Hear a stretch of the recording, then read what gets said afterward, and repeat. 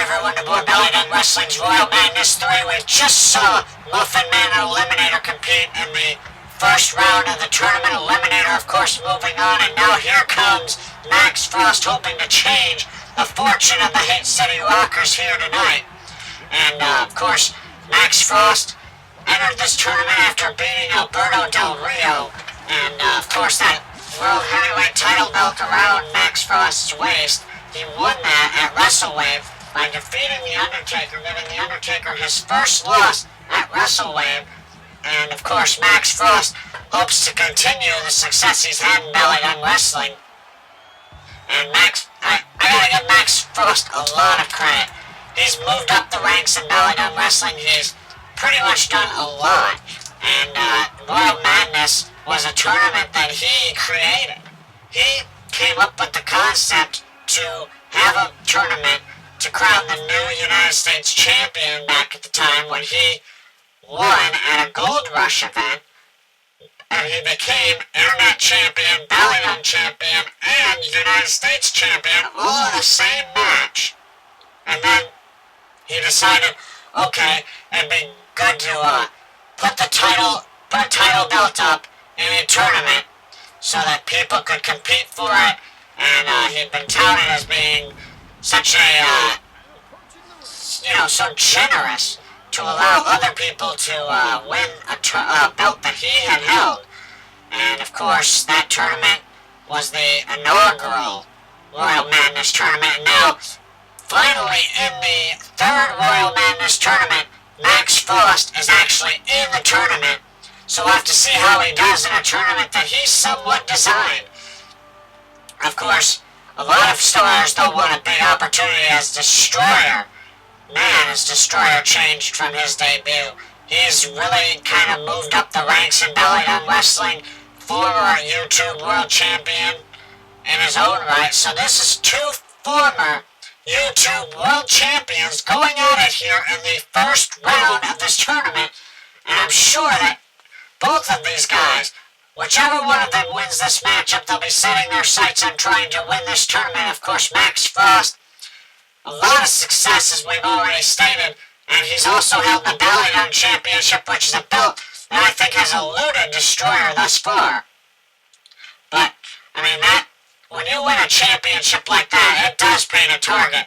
Trust me, when I was interim champion, which is pretty much BallyDung champion, just that you're on an interim basis, everybody in the locker room wanted a shot. I mean, people that you don't even see half the time will come up to you asking for an opportunity.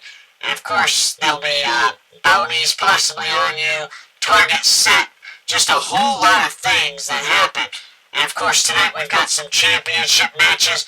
This match is not for the World Heavyweight Championship that Max Frost holds. This is just a tournament matchup in the Royal Madness tournament, the first round. And Max Frost looks like, Destroyer starting to get a little fired up here in this matchup.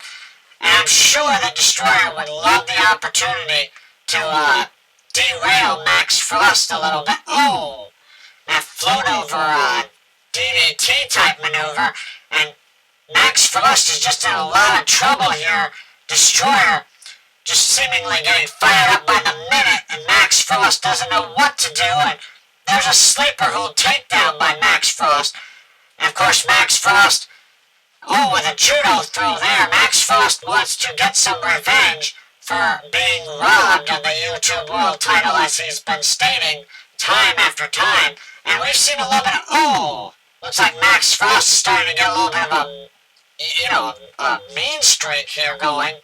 And a lot of people have said that Max Frost has changed a little bit since losing that YouTube World Championship, that he's become a little bit more aggressive, that he's pretty much become very, very focused on one goal, and that's to win every match, doing whatever it takes, and just getting really aggressive.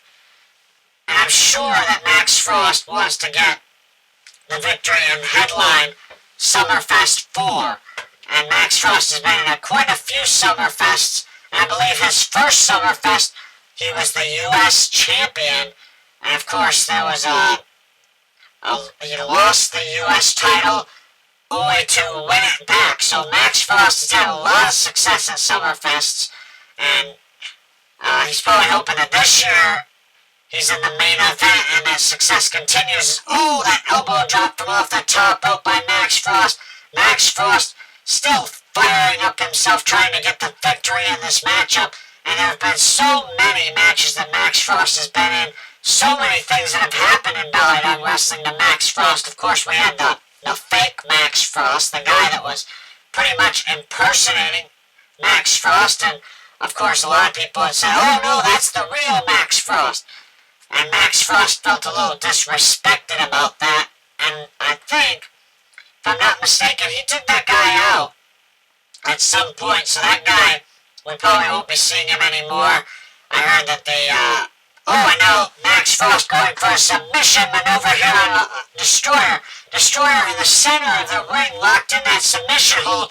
Max Frost wrenching back on that hold, and Destroyer has no choice but to tap out from the pain.